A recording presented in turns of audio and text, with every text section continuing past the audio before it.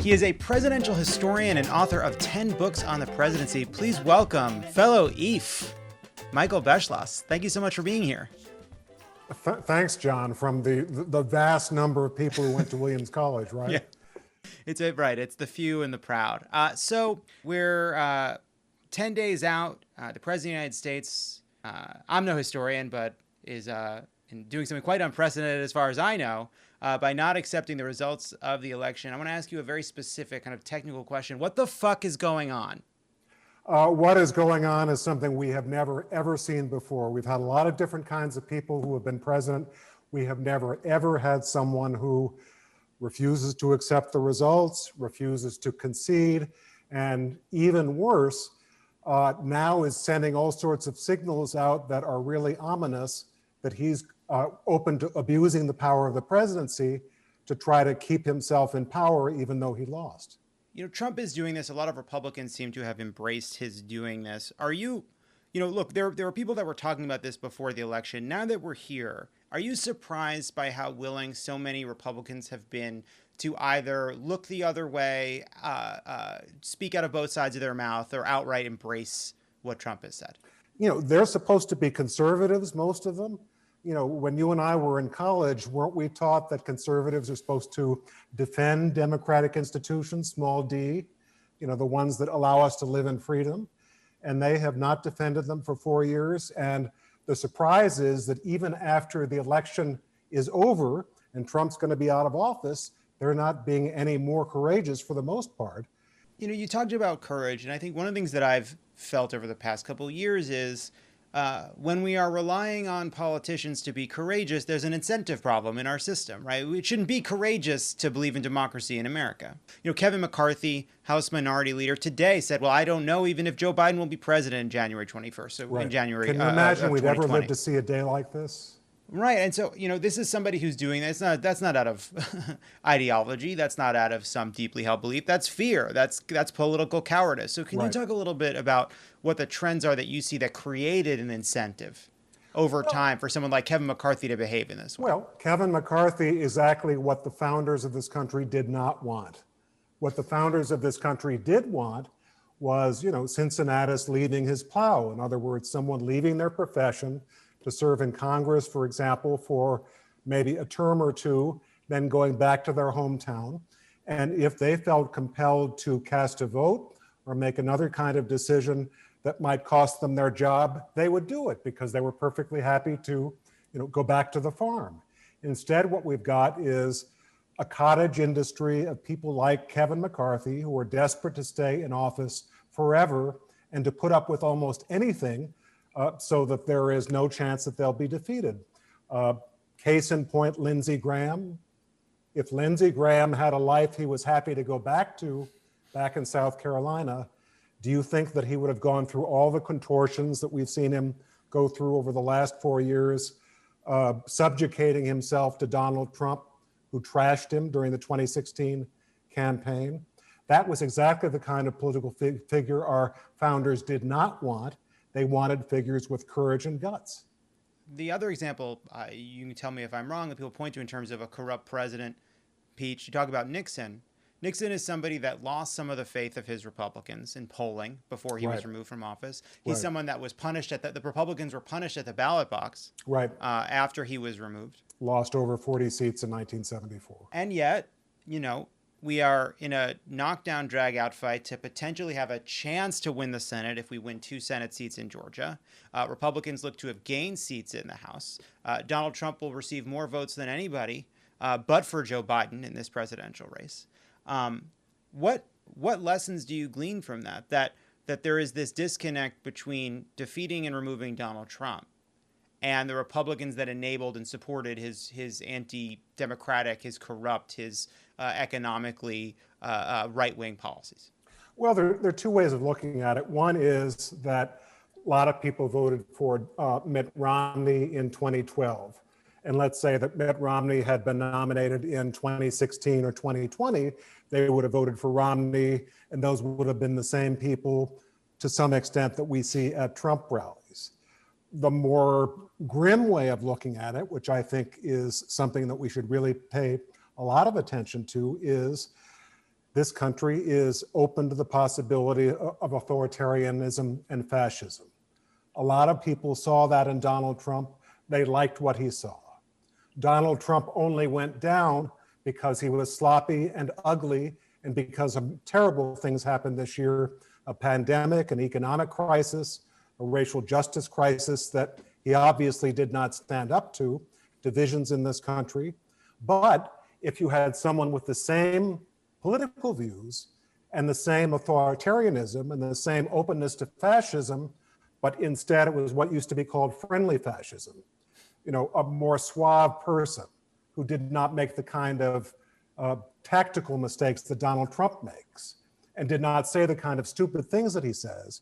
If you had all of that, in a smooth package running for president 4 years from now, that person might go a very long way, and we should pay attention to that. I mean, that's a terrifying prospect. I think like what I come away with when I see these efforts to overturn the votes, these efforts to insinuate that there's fraud where there is none is, well, thank God we won by enough that we don't have to worry about. Thank God that our system is strong enough to handle this pressure now. But if the election were closer, if the authoritarian were more sophisticated, as you say, we'd be in real trouble. Well, I think we are in real trouble, though. I mean, I think Donald Trump is still going to be in office for over 2 more months. Look at the power that is at his disposal. Defense Department, he can create wars. Department of State, Pompeo is one of the most partisan, craven secretaries of state we have ever had. Donald Trump still oversees the FBI, threatening to fire the FBI director. Same thing with the CIA and other intelligence services. Same thing with Department of Homeland Security. For more than 2 months, he's going to have the ability to use all those things, for his own purposes. The more benign version of this is that he keeps on trying to use them to try to squeeze money out of the presidency or run for president in 2024. The worst version of that is that he's going to use all this immense power that is at his disposal that I believe presidents should not have because it's so dangerous, but they do, and he will use those things to stay in office. Ultimately, that power comes from the deference of Republicans.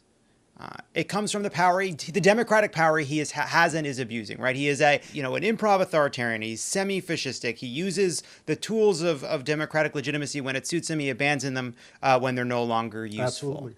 We talk a lot about whether or not our institutions are robust enough to resist fascist encroachment.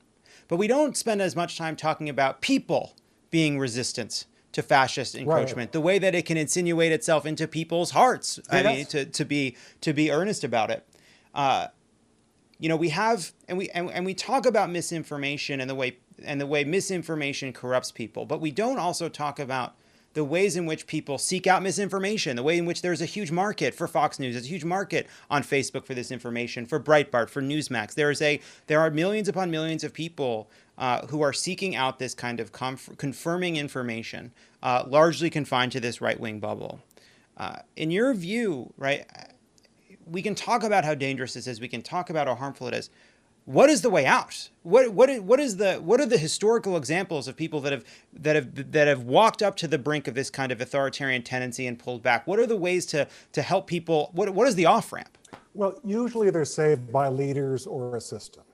In 1860, Abraham Lincoln happened to come along and save the Union. Thank God he was the one nominated for president by the Republicans that year. Had there been a less effective leader, this might now be 2 countries or 3 countries, literally as well as sometimes figuratively. Or FDR in 1932, there were a lot of people, for instance, who voted against both FDR and the Republican, 6 million votes for Norman Thomas, the socialist. Many people did not know which way to go. Or 1940, this country was almost divided exactly down the middle over, do we fight Hitler? Do we fight the Imperial Japanese? Or do we not and just say we're protected by the Atlantic and the Pacific? Thank God Roosevelt was elected, because if he was not, and if he had not built up our defense, we probably would have lost that war. Many of us would not be here. The other thing that you were talking about is the system. I don't feel quite as sanguine as you do. Look at the judicial branch, which is supposed to check the power of the presidency. Donald Trump, by my estimation, created 3 artificial vacancies on the Supreme Court and filled them. Number 1 was the one that should have gone to Barack Obama in 2016, who wanted to choose Merrick Garland. McConnell blocked him, so handed the new Republican president, Trump, an opening for him to appoint Gorsuch. Vacancy number 2. Anthony Kennedy was on the Supreme Court. We know that Donald Trump leaned on the guy who used to be his banker at Deutsche Bank and gave him all these illicit loans. Guess who that was? That was Anthony Kennedy's son. We know that he sent all sorts of messages to Anthony Kennedy saying, if you get off the court, I'll make it comfortable for you by appointing one of your proteges, which he did. That was Kavanaugh. And then the third vacancy, just in the last month, of course, was a case where, if you use the precedent of Abraham Lincoln had a court vacancy in October of 1864. Roger Taney, the racist author of the Dred Scott decision, Chief Justice, died. Lincoln said, I can't in good conscience make this appointment before the election. It should be done by the new president. He waited until December. So the point I'm making is that if you had had a president who was more respectful of democracy, he would not be essentially the person who is the architect of 1/3 of the Supreme Court as we speak, which may rule on the 2020 election. He's appointed a lot of conservative judges. As you and I have both said, he's intimidated Republican leaders of the Senate, so they do not stand in his way, even when he's a lame duck. So you've got a president who's actually very eager to grab power and surprisingly, to my mind, good at it. And the usual checks and balances are not there as they should be. I hear all that. I agree all that. We are fighting all of that in every way that we can. But what I'm trying to figure out is, are we doomed to this kind of conversation forever? Are we doomed to anti-democratic right-wing politicians fighting them to within an inch of our life, barely able to remove them? Or is there some process by which we can hope to see a Republican Party that is no longer kind of controlled by this nationalist, I used to be a fringe, this nationalist movement, right, this anti-democratic movement in its party? And if it does require leaders to lead to kind of whatever, appeal to people's better angels, how does that happen when you have institutions like Fox News and all of these right-wing institutions making it very difficult for that kind of reasonableness to prevail? The zeitgeist changes. You know, the key to all this is exactly what you said, John, a few minutes ago. You were talking about 1974. It was just after Watergate. The Republicans lost more than 40 seats in Congress. And the people who were running for office that year, even Republicans, were hard put to say, I'm going to show you that I'm not another Richard Nixon. I'm more honest. I don't use his methods. I have a different approach to public life. Nixon was an epithet by the time of that election. And I think to some extent that is beginning to happen with Donald Trump. To a lot of people who loved him because he was a winner, well, today he's not a winner anymore. He's a loser. He lost re-election, which most presidents are competent enough to avoid. And the other thing is that, you know, this is a case, I think, to some extent like the scene in The Wizard of Oz, where the witch seems all powerful and someone throws the bucket of water on her and she melts and suddenly she doesn't seem so powerful anymore. I think once Donald Trump is out from under the presidency and with legal problems next year of the kind that he cannot escape, he's not going to look like such an appealing figure anymore. And the president of the United States is going to be Joe Biden, who wants to heal, who wants to unite, who wants to bring out the best in this system. Leaders, as you well know, have a very big impact on what our political values are. Final question. Michael Beschloss, you're on Spring Street in Williamstown, Massachusetts. You go into Papa Charlie's Deli. What are you ordering? What are we doing?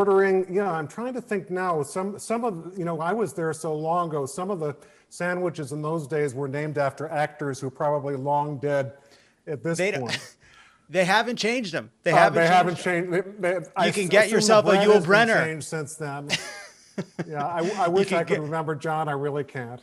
I apologize. You can get a Blythe Danner. You can get a. They've added a Gwyneth. I think I should explain for our listeners that the reason for this is that Williamstown, Mass., where our college is, has this wonderful Williamstown Summer Theater Festival.